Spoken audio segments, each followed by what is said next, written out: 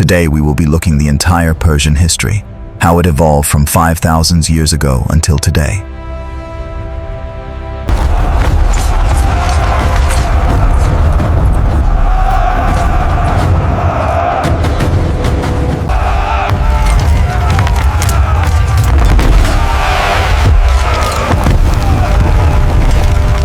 The Iranian plateau stretched endlessly under a blazing sun, wind cutting through ancient golden grass like a silent blade. Nomadic tribes moved across vast mountain ranges, their horses thundering across dry earth, dust rising like smoke into pale sky. The Elamites carved their first cities from raw stone, raising mud brick towers above the floodplains of ancient Mesopotamia. Rivers ran silver through the valley floors. Farmers bent low over dark soil, civilization slowly breathing its first uncertain breath.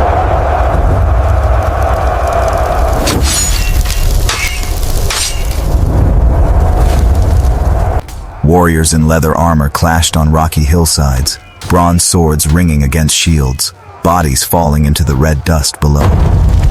From the ashes of the Medes, a young king named Cyrus stepped forward, his eyes burning with the fire of empire. Cyrus rode at the front of his cavalry, thousands of horsemen stretching across the horizon like a living storm moving west.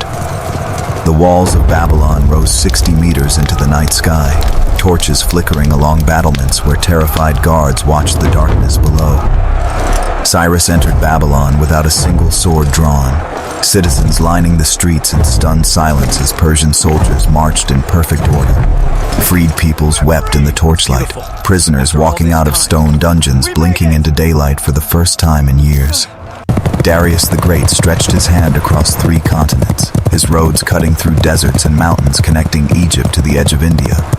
Persian engineers hammered stone roads through mountain passes, relay riders galloping at full speed carrying royal messages across the entire known world. Persepolis rose column by column from the Fars plateau, 10,000 workers hauling carved stone blocks up wooden ramps under brutal midday sun. Massive stone bulls with human faces flanked the gateway, their carved wings spreading 20 feet wide above the heads of trembling visitors. Gold gleamed from every surface inside the palace walls, kings from 20 nations bowing low and placing tribute at the Persian throne.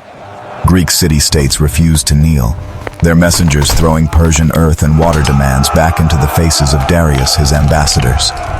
490 BCE, the Persian fleet crossed the Aegean, thousands of warships cutting through dark blue water toward the shores of Marathon. Persian soldiers waded ashore at Marathon carrying wicker shields and short composite bows, their formation stretching wide across the coastal plain.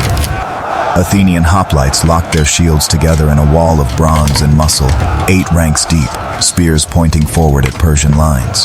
The Greeks charged at a full run across 800 meters of open ground, their bronze armor flashing white in the morning sun. Persian archers released 10,000 arrows simultaneously, the sky darkening for a half-second before iron tips rained down on running shields. The phalanx crashed into the Persian center like a breaking wave, spears punching through wicker shields, men screaming and falling into the sand. Persian flanks collapsed inward, soldiers drowning in the marsh behind them, the greatest army on earth retreating in panic to its ships. 480 BCE, Xerxes assembled the largest army ever seen, 2 million soldiers and sailors moving south through Greece like a living flood.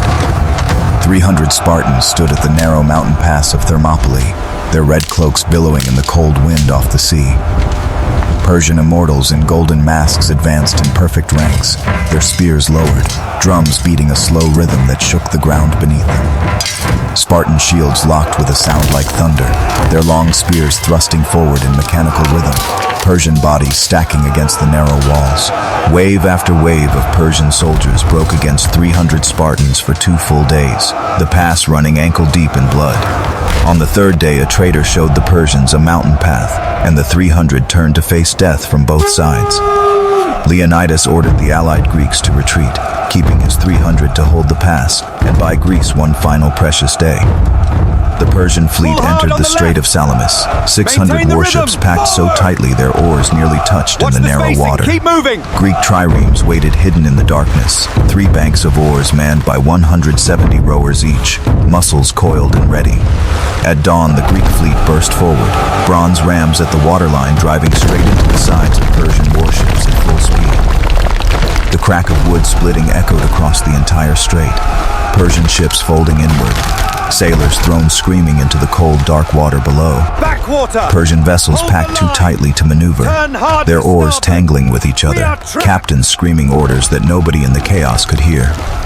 Greek triremes circled the trapped Persian fleet like wolves, ramming ships from the side and stern, water filling the holds within seconds.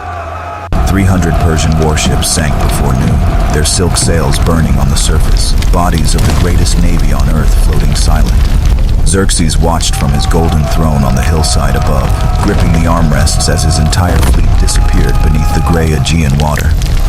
A young Macedonian king rode east with 40,000 soldiers, his horse Persepolis black as midnight against the pale dust of the road. At Gaugamela, the Persian army stretched so far across the plain that Alexander's generals begged him to attack at night under cover of darkness. Alexander refused, saying he would not steal his victory.